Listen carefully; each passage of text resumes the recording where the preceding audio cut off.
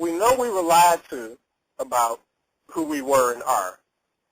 We no longer question we were lied to about our history. Almost every pro-black nationalist can recite different aspects of tricknology Caucasoids perpetuate. Tricknology of his story, tricknology of Caucasoids being superior to all non-Caucasoid people, their reality, their way of doing things being passed off as everyone's ways, the natural way, the only correct way of doing things. To varying degrees, we see the lies and work hard to reinstitute truth in those areas. When it comes to religion, however, all that great thought, all that great analysis, all those great defenses we set up against the lies come crumbling down. 98% of the pro-black Pan-Africanist nationalist community never, N-E-V-E-R, never look at traditional Africa. Caucasoids have done such a great job calling us savage, backwards, primitive. That stuff is only folklore. That we now do not even question or deny these Caucasoid lies placed on our original spiritual ways of life. A few of us, look to Kemet because that was a grand civilization that trumped and trumps most societies that Caucasoids created, and we can beat our chest, and it puts a few Band-Aids over our cultural wounds. But we do not know how to actualize Kemet due to this fundamental error in research.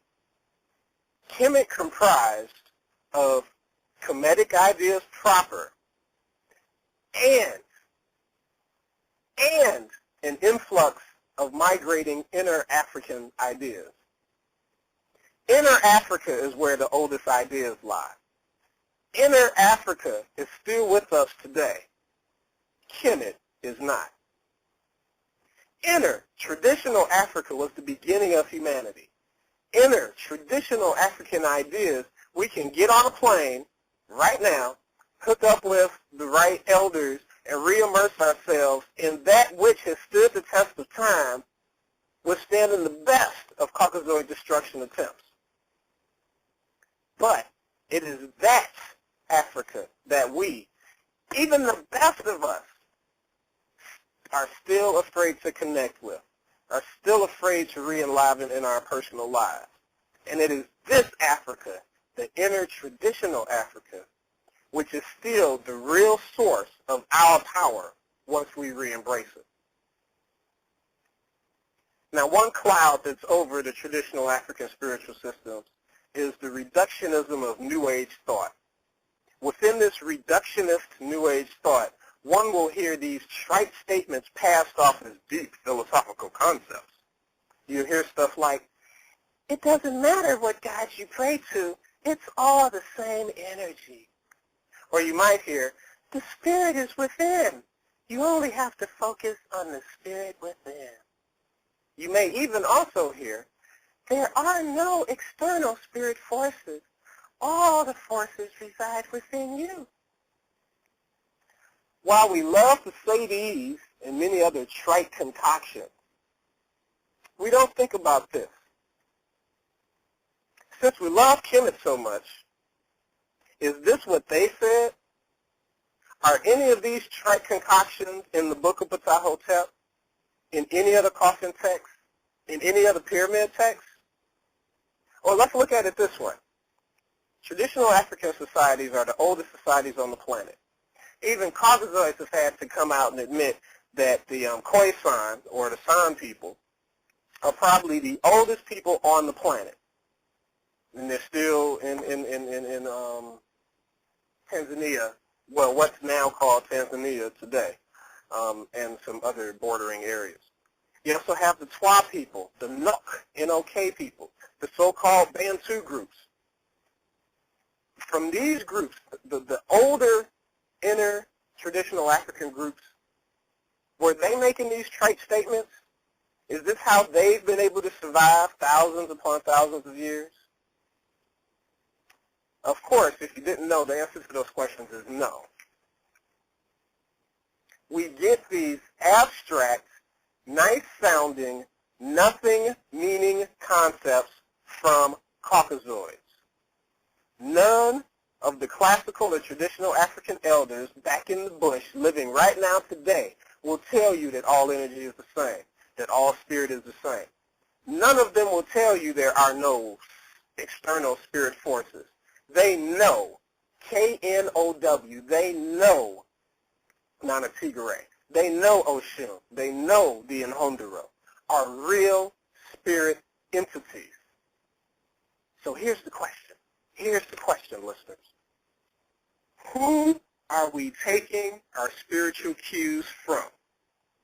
Our Afrikan wisdom? Or are we getting them from the least spiritual people on the planet? That should have to stop. Now, folks have been rightly and correctly turned off from Christianity, Islam, and those other systems. Some have turned to the Eastern philosophies. I just partially even listened to a show talking about black atheists. All of these folks, the folks who've turned to the East, the folks who are agnostic or atheists, the black folks, all these folks probably have never even thought to look to Africa for spiritual wisdom. So you need to ask, why is that? Why is it okay to look to Africa for everything else but for spiritual guidance? We can look to Africa for this first, for that first, for this historical accomplishment, for this civilizational grandeur. But when it comes to the spirit piece, we want to say some bullshit like, well, all systems have a granule of truth in it. You just have to seek it out. That's some bullshit. Why deal with a granule? Picture it this way. You got two glasses. On the left is Christianity. Let's assume there's a granule of truth in each particular chapter.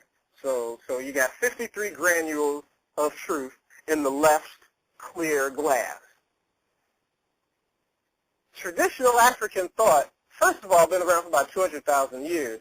So, and it's the longest societies on the planet, and Kemet, we know about the grandeur of that. So that glass is at least half full. Instead of dealing with the glass on the right that's at least half full, we want to make excuses for this is all we know. And everything has a granule of truth in it, so I don't have to leave Christianity. I can deal with these granules of truth.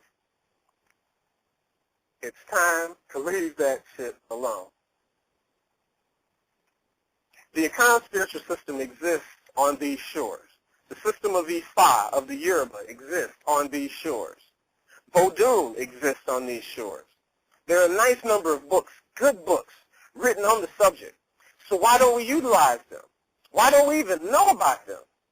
It seems a lot easier to accept the lie called Christianity, dig and dig and dig for a morsel of truth, instead of getting our stomachs full on our still existing traditional African spiritual systems. Part of it is a deliberate attempt by our recent historical enemy, Caucasoids, to keep that information from reaching our hearts, our minds, and our spirits. The rest of it, I hate to say this, but the rest of why we don't look at traditional Africa is a still manifested, deep-seated fear or hatred of Africa and her wisdom, period. It's sometimes comedy to see people squirm to try to squeeze out an alleged similarity between Christianity and the little itty-bitty that they know about traditional African systems to justify themselves staying in Christianity. Most recently, and I see the time winding down, I'm almost done. Most recently, I heard some knuckleheads say, all Jesus says is, if you silence me, the rocks and stones themselves will cry out. That is as African as it gets. We've always worshipped the earth and have always recognized the spirit when Christ came. He simply articulated a little better. We would rather deal with mythology. We would rather deal with fictional characters then deal with our stuff that's still existing, that still is calling for us to reawaken her in us.